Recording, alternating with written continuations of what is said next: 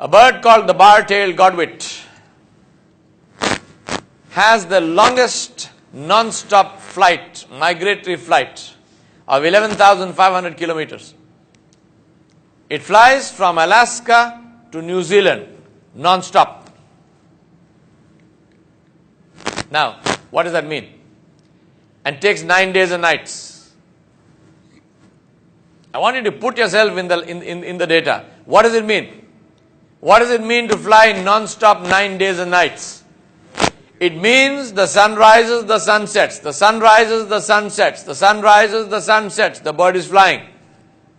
It means there is rainstorms, the bird is flying. It means there are snowstorms, the bird is flying. It means there are cities underneath, the bird is flying. It means there are oceans underneath, the bird is flying. It means there are deserts and forests underneath, the bird is flying. It means there is no food, no water. It doesn't eat, it doesn't drink, it doesn't sleep for 9 days and 9 nights. They have discovered that the brain of the bird, of this bar-tailed godwit, half the brain sleeps and half the brain is awake. And after a few hours, this half sleeps and this half is awake. They have no idea how. And remember, this is a small bird. This is not an albatross coasting on 14-foot wingspans. It's not taking advantage of thermals.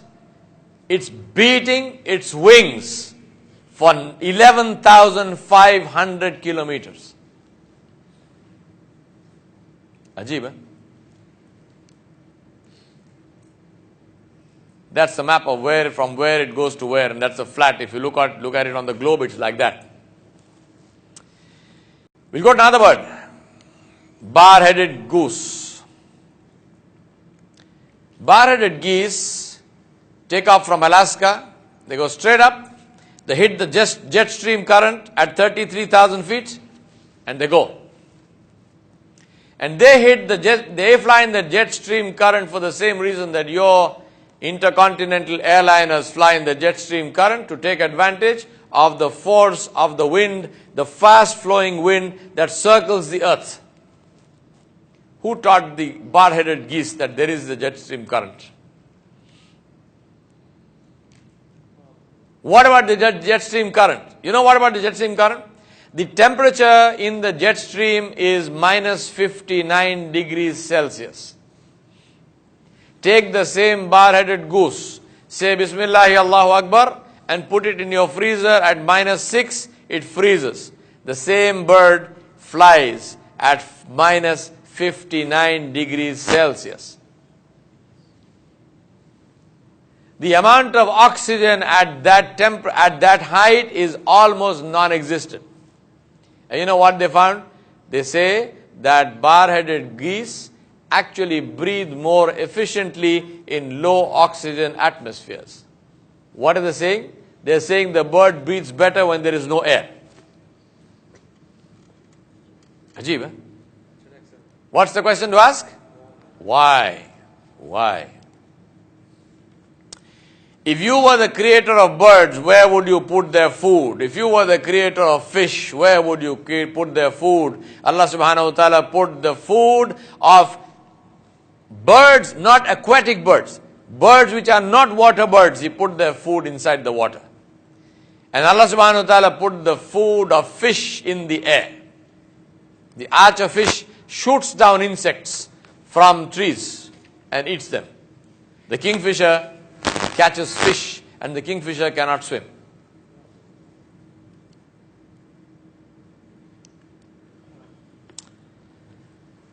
My brothers and sisters, what's the question to ask? Why?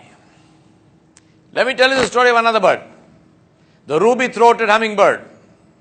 Ajib, the khudrat of your and my Rabb. The ruby-throated hummingbird is a small little bird that size. The female is slightly bigger than the male, and that weighs 4.5 grams. 4.5 grams. 1 teaspoon is 5 grams. So the bird is less than a teaspoon. It is smaller than a teaspoon. This bird lives in the forests of South America. In a previous incarnation, when I used to live in Guyana, I have seen this bird in the rainforests, Amazonian rainforests. It looks like a moth. The first time I saw it, I thought it was a moth because it buzzes, literally buzzes. It beats its wings at more than 1,000 RPM. And it is the only bird which can actually fly backwards. So it flies upwards, backwards, up and down like that because it lives on nectar from flowers. So it puts its beak into the flower and drinks nectar and flies backwards out of the flower. Now, this bird migrates and it flies across the Gulf of Mexico. It migrates from South America to North America to the bank of the Mississippi River. Part of that migration, the whole migration route is 2,000 kilometers. Part of that migration route is clear across the Gulf of Mexico, a distance of 600 miles. It takes 26 hours to cover 600 miles. It's not a water bird. If it lands in the water, it becomes fish food. What is the meaning of saying it covers 600 miles in 26 hours? It means the sun has risen. This little bird that size is flying across the open ocean. Waves underneath, winds on top. Little bird is flying. The sun has risen. The sun is at the zenith. The bird is flying. The sun is setting. The bird is flying. The sun has set. Pitch dark night. The bird is flying. Middle of the night. The bird is flying. Does not lose direction. Does not lose speed. Does not lose energy. Doesn't stop for food. Doesn't stop for water. Sun rises again. 2 hours into the new day, the bird lands in the United States of America without a visa.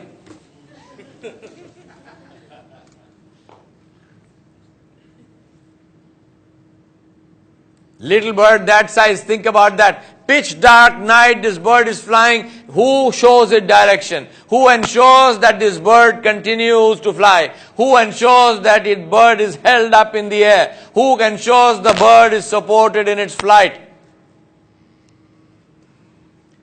Butterflies, purple crow butterflies in Taiwan in the winter, they migrate 400 kilometers. A butterfly flies 400 kilometers. How many of them? They measured them. 11,500 butterflies per minute cross the highway. This is Allah subhanahu wa ta'ala, who is Razzaqu Dhul Quwwatil Mateen. He cannot give food to that little bird in South America in the middle of the rainforest. He needs to make it migrate all the way up to the bank of the Mississippi. He cannot feed the bar-tailed godwit in Alaska. He needs to send it down to New Zealand to eat. What do you think? So what's the question to ask? Why? And the answer is so that we understand the tafsir of his kalam, where he said, أَوَلَمْ يَرَوْا إِلَى الطَّيْرِ فَوْقَهُمْ صَافَّاتٍ وَيَقْبِضْنَ مَا يُمْسِكُهُنَّ إِلَّا الرَّحْمَنُ إِنَّهُ بِكُلِّ شَيْءٍ بَصِيرٌ. Pity on us that we teach the tafsir of the kalam of Allah subhanahu wa ta'ala as if there is no creation. And pity on the atheistic scientists who research in the kainat of Allah subhanahu wa ta'ala as if there is no Allah. Pity on both of them. How many of the people, how many of our students who are reading this ayah, who are memorizing the Quran and reading Surah Al-Mulk, who are reading the tafsir of this ayah, how many of them know about the birds that Allah subhanahu wa ta'ala has created? They just say, who is it that holds the birds? Which bird? Name for me one bird. Tell me something about that bird. Zero. How will you be energized? How will you be electrified if you don't have information about what Allah subhanahu wa ta'ala has created?